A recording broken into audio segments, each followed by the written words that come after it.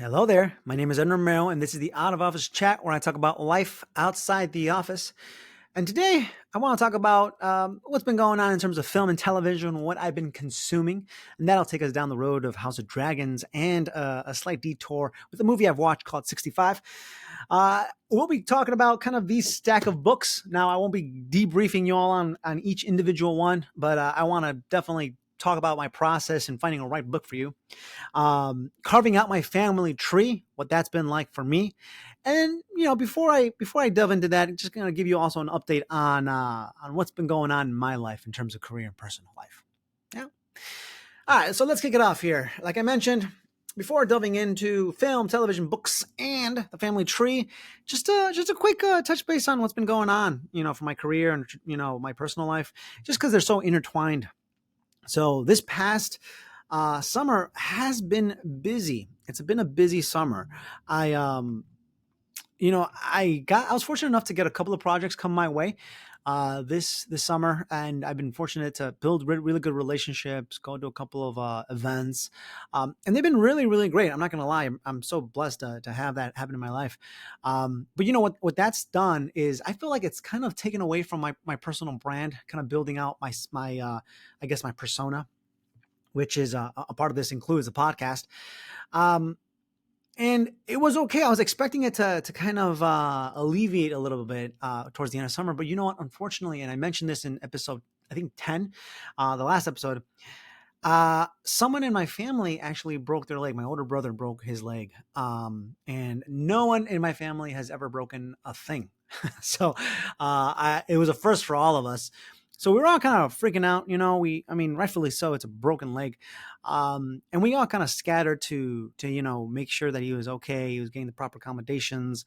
He's being well taken care of, and thankfully he's doing pretty good. I think the first couple of weeks was really really really really rough for him. Um, he was I think it happened in the beginning of August, so I was expecting things to kind of in terms of like workload, things to kind of get a little bit easier in terms of my bandwidth. And that happened, and so what that really did was it kind of it moved resources and time and energy to making sure that he's well taken care of. And it's not just me, it's like my parents, my siblings, my nieces and nephew. So it was a group effort, and then I think that's one of the reasons I feel like I am pretty blessed to live and be a part of a big family. Because when stuff like that happens, family's the best. Family is the best to have, your village. But the conversely, what ended up happening was I didn't really anticipate it taking like taking so much away from me building upon my personal brand. And I talked to my wife about this. I still have a client, and don't get me wrong, I do 110% as much as I can for my client, and still try to engage in new business, or at least retention, with some projects I've had on the side. But it's been tough. It's been tough. It's been to that point where you want to have that drive. You want to talk about do these new ideas that have come up. You want to do X, Y, and Z.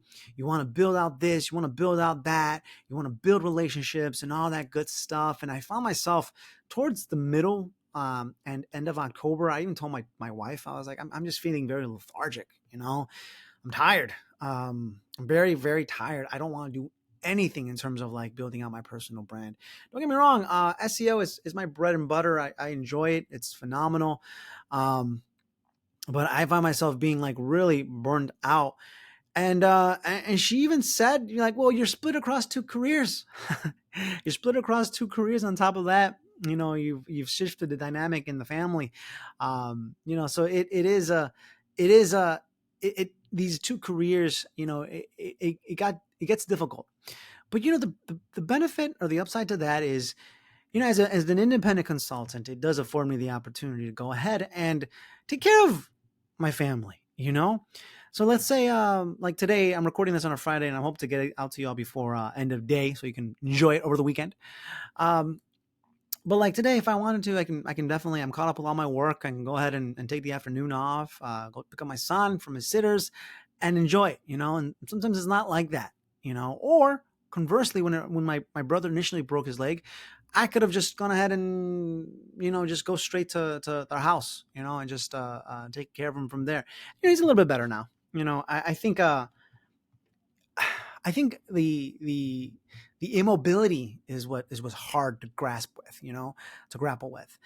And I think that's what he's facing. On top of that, he was expecting to go on vacation, which didn't happen. But everyone, he's got a lot of love and support from a lot of folks.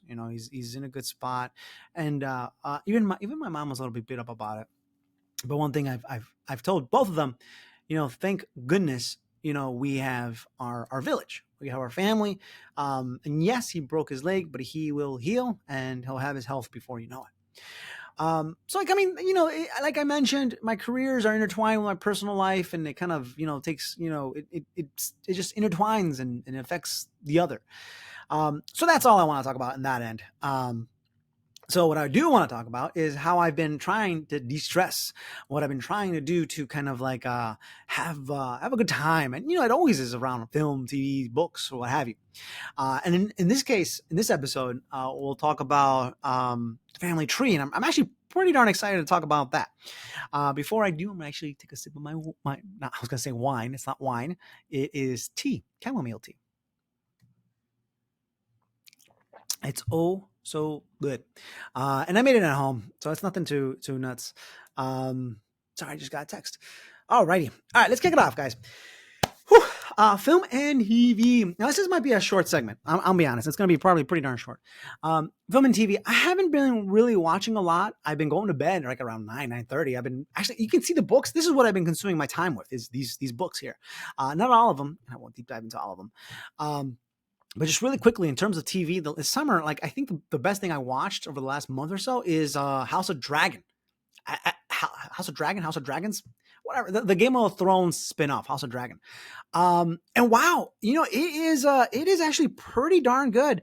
I really did enjoy it. I finished up last week, so I'm all caught up.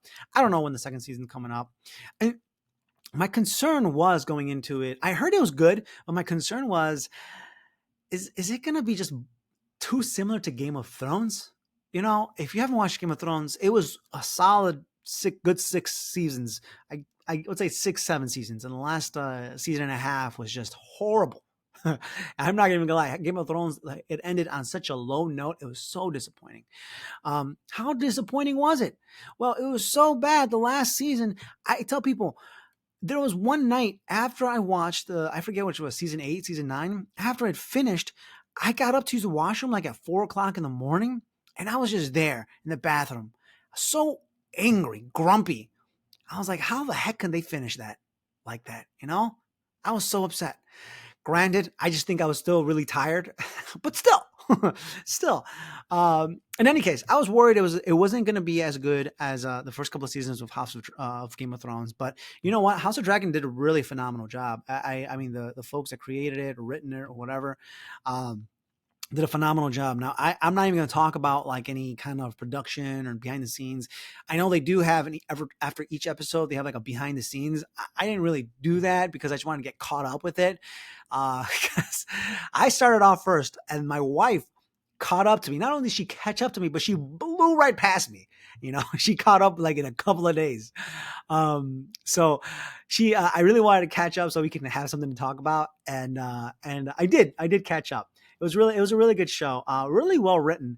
Now, if you haven't watched it, it actually takes place about a century and a half, maybe 2 centuries prior to the events of Game of Thrones. And I've seen that kind of. Let me apologize because there's like someone outside there mowing their lawn or whatever, so you might hear that. But I've seen, I guess, movies where it's kind of a spin-off, but it isn't tied to a vast amount of time, meaning it doesn't take place a millennia prior. And a good example would be Star Wars. Star Wars, all of that happened in A New Hope, right? And then they have the prequel trilogy and then the sequel trilogy. And both take place, I would say, approximately 30 to 40 years before and after, right? And it's not bad. It's not bad, and it gives you a lot of cool, I guess, a new take on the lore. But I always was interested, especially with Star Wars, to go back several millennia. Several millennia, just because there's so much history, just some like really, really great storylines that take place within Star Wars. And I know with Game of Thrones, it's kind of similar to that in that the timeline is pretty darn massive. It's not maybe like a millennia or two. It's got to be at least like 3 centuries, 3 or 4 centuries. So when I heard of House of Dragon coming out and finding out that it's taking place about a century and a half or something like that prior to Game of Thrones events, and I was like, how much it can actually take place, because it's not like super they're not super closely tied together, but they're you can see that things start to trickle down into Game of Thrones. And I wanted to see the Targaryens and the Valyrian, which are like the fair skinned blonded civilization that goes into Game of Thrones. The Targaryens, they're basically descendants of the Valyrians, and it starts with old Valyria in another country, in another civilization. That's what I was hoping to see, right? That's what I was eager to see, that because apparently old Valyria existed for like 5,000 years. I was like, that is a ton. That is so much to go off of. But they didn't do that. Like I mentioned, they focus in about a century and a half prior to the events of Game of Thrones. But they do it in such a way where it's almost vastly different from what's taking place in Game of Thrones. There are references to families that are play crucial roles within Game of Thrones, like the Starks, the Lannisters, and there's some other families I kind of like forgot, but you can you can see some familiar names come up. The Targaryens being one, and all of it's centered around the Targaryens. I really liked it. They speed up spoilers folks. So be forewarned. Um it does skip several years at a time. I was a little shocked by it because I was like, I'm not used to that. You get so used to a specific actor or actress, certain events, and then just skip it by several years. It's I don't know. I was like, I don't know how I feel about this, but you know what? The writers did it in such a way where it's almost as it's a smooth transition. These gaps, these leap years. I'm not even sure if that's the right word. But it was actually it wasn't bad. I felt like it was a pretty darn evenly paced. Now the ending of the season, I'm not going to spoil that much, but it was pretty darn good, and it reminded me so much of why I liked Game of Thrones. It's just so complex. There's a lot of rich, relationships, interplay between characters. It is just, it's really well written. I think what they wanted to do in Game of Thrones. I forgot the guy's name, J.R.R. Martin or something like that. Um, I think that's his name. Well, what he wanted to do. Wait, what? What? You might hear hammering. My landlord is fixing some stuff in the apartment. Well, what he wanted to do is he wanted to depict that characters or individuals and personalities, they are just way more complex. There's isn't just right and wrong, black and white, and there's a whole bunch of in between. And that's exactly, I think that's kind of the sense I'm getting from House of Dragon as well. I really liked it. I mean, I don't watch a lot of shows. I don't watch a lot of TV. For one, I can't commit. I just cannot commit. I don't have the time. I'd rather I'd rather focus in on a movie, where it's slated to run about 2 hours or so, than a TV show where it can run anywhere from like 1 hour per episode for Lord knows how many episodes or seasons. Um, but in this case, I feel like I made a really good call with choosing House of Dragon as a TV show to watch. Where I made a bad call is watching the movie 65. 65. I'm going to transition over to 65. 65 is a movie with the one Adam Driver, who happens to play Kylo Ren from the sequels of Star Wars. I apologize. So just so y'all know, our neighbor from downstairs moved away. And our landlord, which is a super nice guy, the landlords are phenomenal. They're using the opportunity to fix up downstairs. And I haven't recorded in a while, and I just completely forgot that he was downstairs. So you might hear a couple of knocks. But 65 is with Adam Driver, and it wasn't great. You know, it wasn't great at all. The movie, the premise is basically this man who lives on a different planet. Adam Driver's character, I forget his name, the character's name. He lives on an Earth-like planet, so who knows where. And he is basically a voyager. He goes on these expeditions. It seems like he's almost a courier. Is that what they call him? The person that's in charge of taking one thing. I think that's what it's a courier, taking a package and delivering it from one place to another.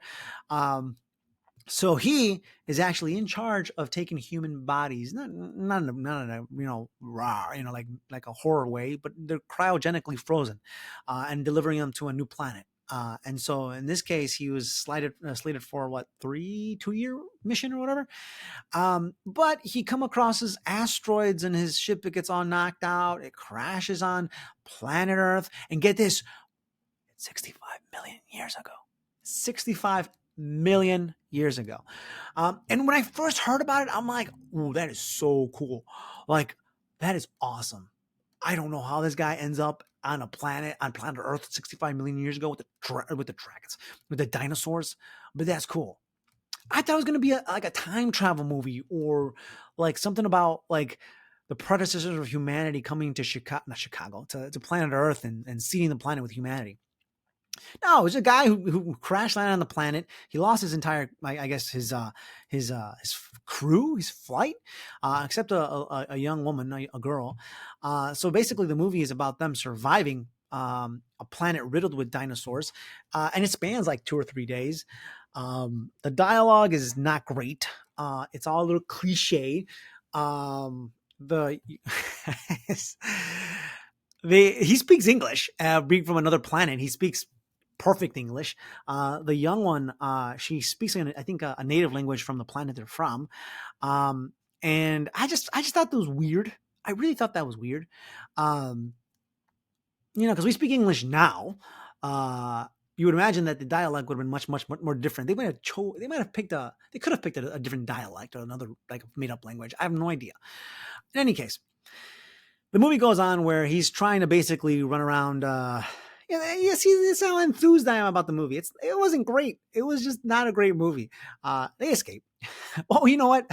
The cool thing about the movie is for one, it ended. That was probably the best part of it. And the reason I say that is because an asteroid went ahead and crashed. The asteroid that killed off all the dinosaurs happened. It happened to coincide with this guy crash landing on the planet as well. It went down and smacked the Earth, and they got out in the nick of time, and they were rescued. But the dinosaurs, and we all know what happened. No spoilers there. They went extinct, and for whatever freaking reason, basically the movie ends with a still of the T-Rex he ended up killing. I don't care if I spoil this movie. Please save yourself the hour and 40 or whatever that is. The dinosaur he killed is lying on the ground as the ashes are coming down from the asteroid, and that moves on to like their what do they call it, the nuclear winter, and then it progresses to the mammoths walking this landscape, and then it progresses to like the humans building up a city off in the distance. It wasn't good. It wasn't good. And I was debating on that, and I think it's called Extraction with the guy who plays Thor. I don't know. I might do that tonight. I might watch Extraction 2 tonight, so we'll see. 65 wasn't great. House of Dragon was top notch. I really liked it. So that brings you all up to speed with what's been going on in terms of film and television. And now I'm going to transition to these stack of books here. Again, I will not be going into like a massive debrief into these books, but I kind of want to give you a sense of kind of like what they're all about. Let me sip my tea for a second. It's good stuff, chamomile tea. All righty, where to start? All right, you know what? Start with this one here really quick. So this one here, I mentioned this on the last podcast. It's called Our Migrant Souls. It was a pretty good book. I actually really did enjoy it a lot, and actually made me feel several types of ways, um, in terms of being a Latino. Now, with this one here, again, I won't go into it. I won't go into all of these because there are so many. But this one is actually one of the real ones I did read. I went through it, and it actually took me about maybe a month to get through it. And it's good. It just talks about like what it means to be Latino, and where that, that phrase Latino, where that comes from in our society, and what it actually means now to be a Latino. What our culture, how it's perceived currently. It's a little bit political. I'm not gonna lie, it's a political book. How our culture is seen right now during today's landscape, how Latinos are being treated in today's landscape, and it did really, honest. I'll be honest, it made me appreciate being a Latino. You know, especially because my story, our stories, they take place. They're very prevalent.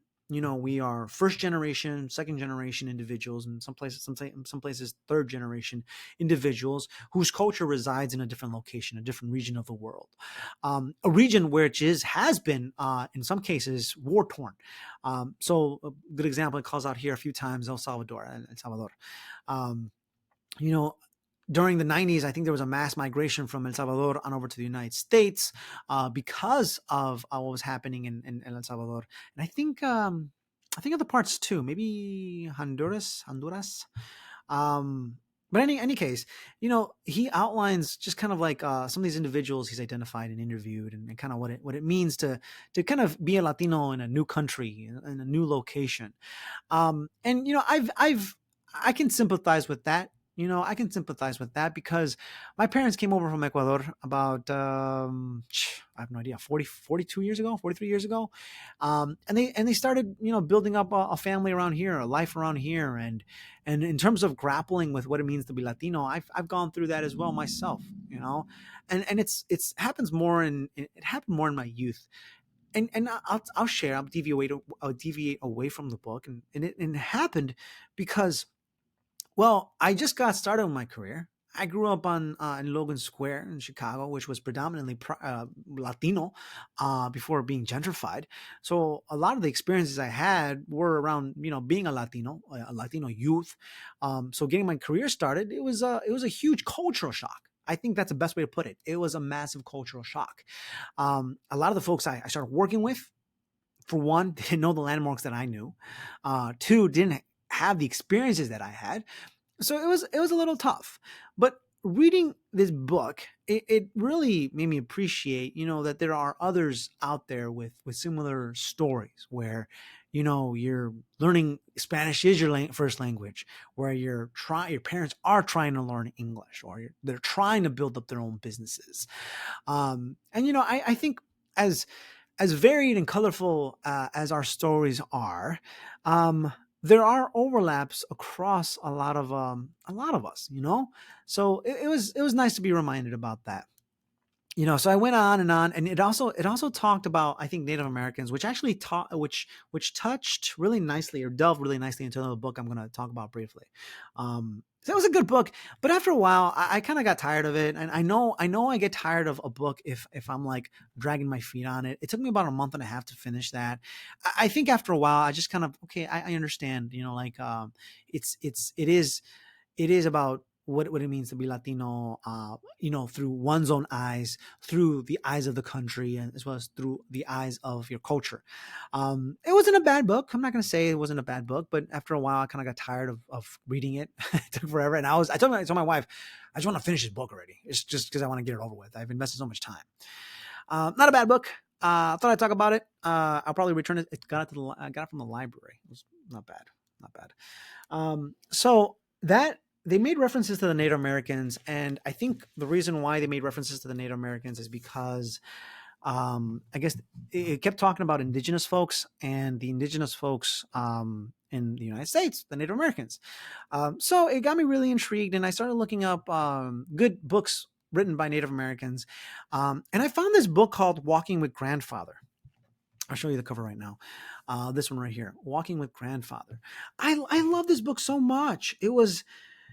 I'll tell you why I like this more than that. Not to say that one, the Our Migrant Souls is a bad book, but I love this book, and I've told I think my wife, I love this book because one, it offers really great philosophical advice, practical advice, but also it wasn't superfluous.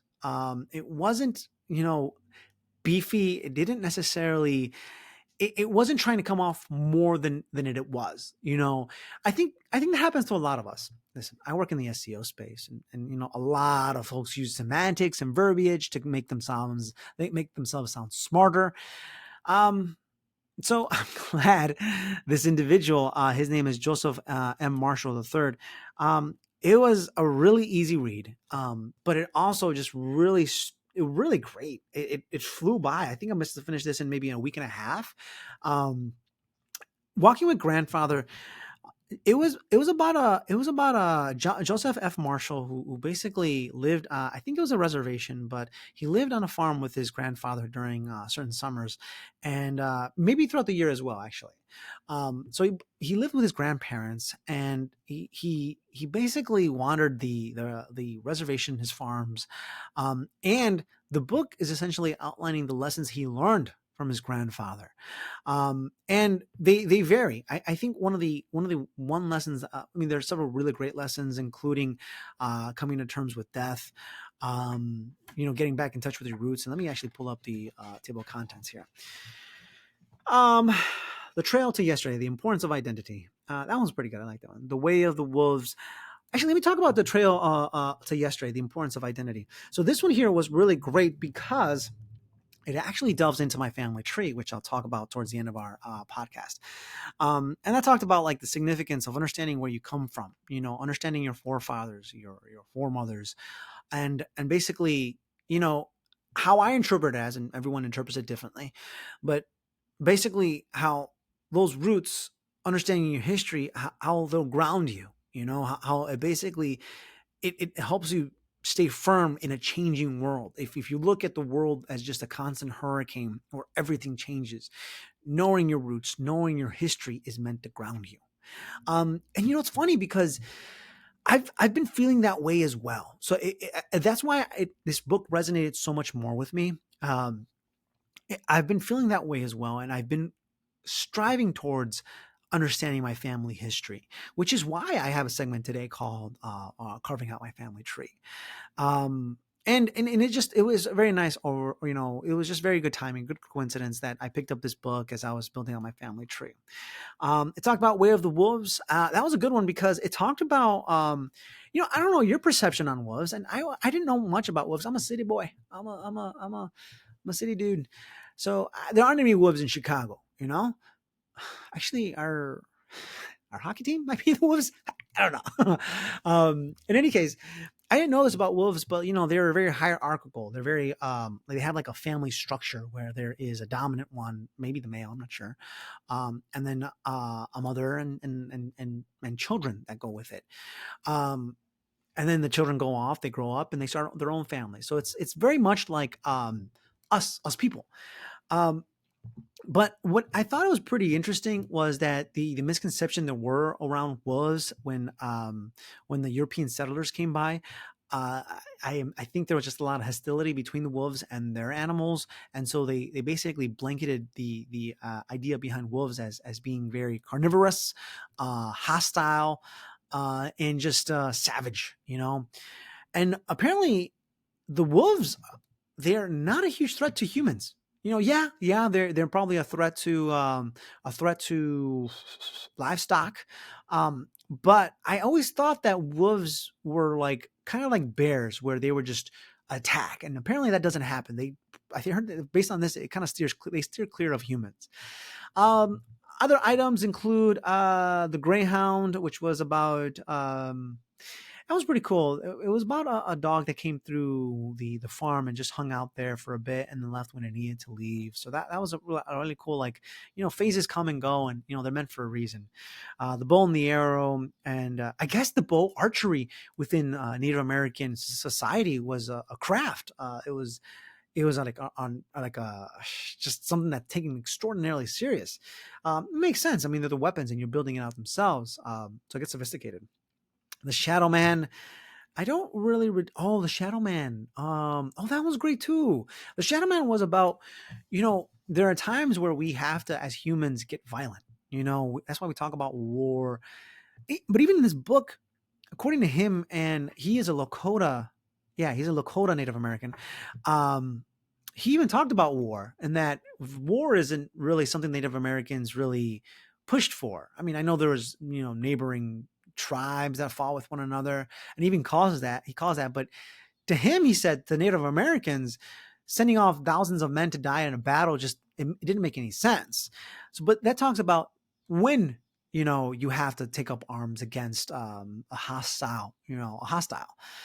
So that was pretty cool. And I love how it ended in the Shadow Man, where once the warriors come back, there is a ceremony that basically helps wash away the ailments the warrior has, not physical ailments, but the mental, emotional ailments that come with actually fighting, killing. So that's pretty cool. Follow Me. I'm not even gonna lie. I'm not. I don't remember that one. The Circle of Life. That was a good one. But the last one, The End of the Journey is Just the Beginning.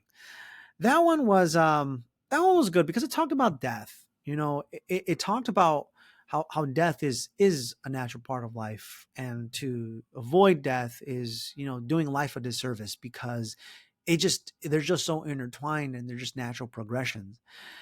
And I don't really talk about my level of spirituality, but over the last several years I've been leaning towards you know understanding different spiritual practices, not necessarily religions or organized religions or denominations therein, but just understanding what other societies have embraced. So it's really nice to hear about kind of how Joseph M. Marshall perceives death, and or the Lakotas perceive death. Um, so it was good. It was good. It was good. It was good. It was a good chapter. It was a good book all overall. I mean, what's funny is Walking with Grandfather. This came again at a very great time because I began to build out my family tree, but at the same time, I've had more opportunity to honestly hang out with my grandfather. The dude is like 90 something years old, I think. But he's a riot. He's a cute old man, man. Like he's just something else. He can go on talking about like the same old thing. Like he talks about, where he used to come from, what time he came, when he came over here, what he got into. He was a carpenter. It's very sweet to hear him talk. And then you know what? He's kind of like a coworker because he works at the shop with us. So he'll post up and just like hang out there and just do his little work. It's really adorable. But this became really great because it kind of like made me want to listen to him a little bit more, and I do listen to him, and it's nice because at the end of the day, you know, those that are older, our elders, they're not always going to be around, and it's important to like it's important to hear them out, see what they have to say around what one matter or another. And I think the end of the book here was basically stating that the elders have such a significant role within society, within the Native American societies, and it's something that's a little bit lost nowadays, according to the book, where the value put into the elders or the wisdom of the elders is not as prevalent, where what used to be. I guess an example would be where there was an issue or situation.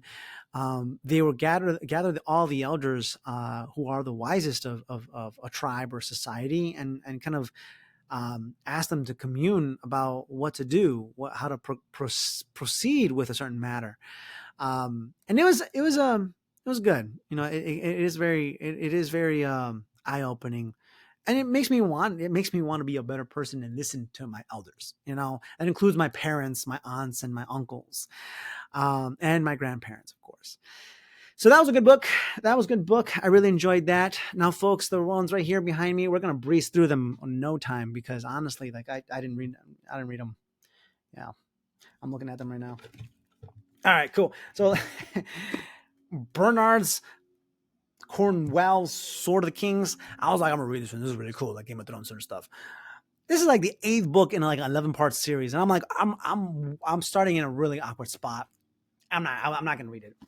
I'll put it to the side there. I'll talk about this in a moment. Um, Heather Graham's Danger in Numbers. Let me talk about this for 1 minute. So if I haven't told you what my routine is, my routine is basically when I go to bed, I read a book and something to calm me down, right? So I picked up this book because I was like, "Ooh, it's a mystery, it's a thriller," and I wanted to have a good time, like something really. I want to be entertained since I didn't have as much time to watch TV. So I got this book, and it opens up with a female corpse hanging from a barn, blood just running down, being stabbed by a big old something or rather. And I was like, I gotta stop. I gotta stop. This is not what I want to hear before going to bed. This is not. I'm gonna have weird dreams. So I got like a chapter in. I was like, nope, nope, no, thank you. I'm not gonna read that. And that's the end of that. I have this book. I haven't read this, but I'm gonna probably start reading it. It's called the Spirit of Shuar, Wisdom from the Last Unconquered People of the Amazon. So this one I wanted to read because again, I read Our Migrant Souls, and it talked about Native Americans and indigenous folks, and I began to look up books by Native Americans, and that's how I came across Walking with Grandfather. And the Spirit of Shuar, I don't know if it was in a list I found or one of those recommended readings, but it was like $6. And what really attracted me to this one was it takes place, I think, in the Amazon around Ecuador. Um, and again, I want to know more about my culture and it's all its peoples. So this one was really good. I haven't read it, but this was a good choice for reading. It doesn't look like it's too bad. So we'll see. That's probably on my list to read. So I'm gonna put this to the side. Oh, jeez. All right. The last book here, and I just started reading it. It's called Exhalation by Ted Chiang. Um, so far, it's good. It's really good. It's just a compilation of short stories. They're all, I think, sci-fi. Apparently, this Ted Chiang came out with a compilation a couple years ago, maybe like a decade and a half ago, and it was extraordinarily well received. And I wanted to get it. I want to get it. I just started reading about a week ago. I finished up the first short story called The Merchant and the Alchemist's Gate. And that was basically about like a time traveling gate built by an alchemist. And if you're not familiar with an alchemist, apparently an alchemist is an individual that can warp different types of chemicals and materials to change its form. So, for example, an alchemist can change steel, change it into gold or convert it into gold based on his alchemy. The alchemist in that short story created a time traveling gate, but it was good. It was very smooth, easy read. Really enjoyed it. And guys, I'm not buying all these books. I don't have the money for that. Libraries. That's the way to do it, y'all. I mean, I really didn't start going to the library until probably a year ago, and I took like 4 books out, and what I do is pretty interesting. I basically take three or four books at a time. I take them out, and then I start like basically skimming them, start reading them, and if a book doesn't catch my attention right off the bat, or if it's not attractive enough for me, I just stop. I no no. The only thing that's lost is maybe some time, but it's not too bad.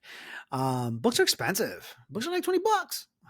So the library is where it's at. Definitely check out your local library. Good stuff. Um, that's all I have about books. The last bit. Family tree. Give me 1 second. Another sip for my tea. That's good stuff. That's good stuff. Actually, I'm gonna sip on water as well. That's good stuff as well. Okay, cool. So the family tree, folks. The family tree. You might be wondering, Edwin, why are you kind of digging into your family tree? And I alluded to it earlier when I was talking about walking with grandfather. The only constant in this life, in this world, I feel is change. It just continues to change. And whether, what I mean, that's not right or wrong, but I do feel like that is the state of affairs. It just change happens. Um, and I feel as if though to kind of help one get situated in the change, it's important to kind of understand where they come from, where their roots are. And that's why I wanted to do my family tree. I think in my case, it's a little bit different because I am first generation American, and my roots happen to be in Ecuador. My parents are Ecuadorian. Um, my wife, her parents are Mexican. Um, so like, yeah, I mean, we're both kind of like in the same situation. My wife and I were basically first generation in a different country. But you know what this really all that means for me is kind of like building out a family tree isn't I've gotten like I have my cousins and stuff, and that's not hasn't been bad. That's been pretty easy. It's easy going up to like my grandparents. It gets harder and way more complicated when it gets to beyond my grandparents, and that includes my grandparents' siblings, um, and then their parents.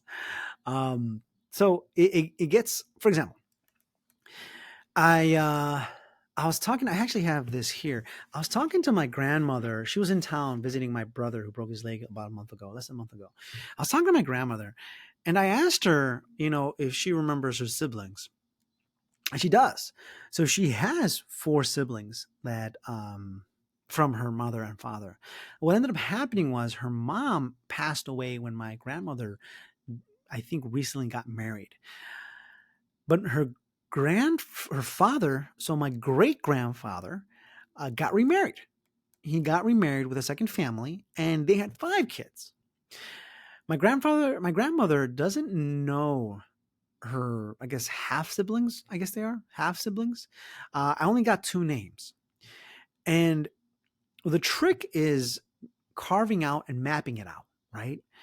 You know, Now, I don't know how far or how wide I want to take it. And I say wide because it does get pretty darn wide. That in this case here, one of my grandmothers remarried. One of my I want to say, and she's my grandmother from my maternal side. One of my grandfather on my maternal side, his mother got married. So her branch splintered off as well. So now what ends up happening is these new family members start to creep up and it expands the family tree, which is not a bad problem. I think it's in line exactly what I wanted. I want to understand our family tree, our family dynamic, and what that has done is basically open up the amount of family that I can potentially know.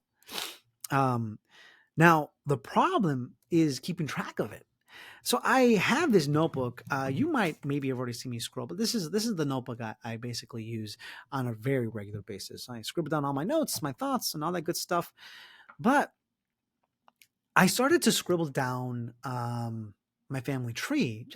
I mean, it's a good exercise when something happens or something you learn something new, you scribble it down. Like today I found something else that was new from my father about his mother and her parents. So I scribbled it down right away. A couple of weeks ago, out of happenstance, really wild, out of happenstance, one of my mom's cousins visited our shop. And my mom, who's been taking care of my brother, is no longer at the shop on a regular basis, but she happened to be there at that exact time, and he surprised her. And so then I met somebody else from my family tree, and that kind of expanded it. So all that meant was I have more cousins that are out there. And with today's age, it's probably going to be a little bit easier to reach out and kind of map it out, especially with some of the younger ones. But in a case like that, a notebook like this is great because you can scribble down some of your learnings right away. However, when you're formally putting it together, just because you want to make sense of it, that's what I'm trying to do. I told my wife, like, I'm grappling with this right now because I don't know how to map it out correctly. I don't.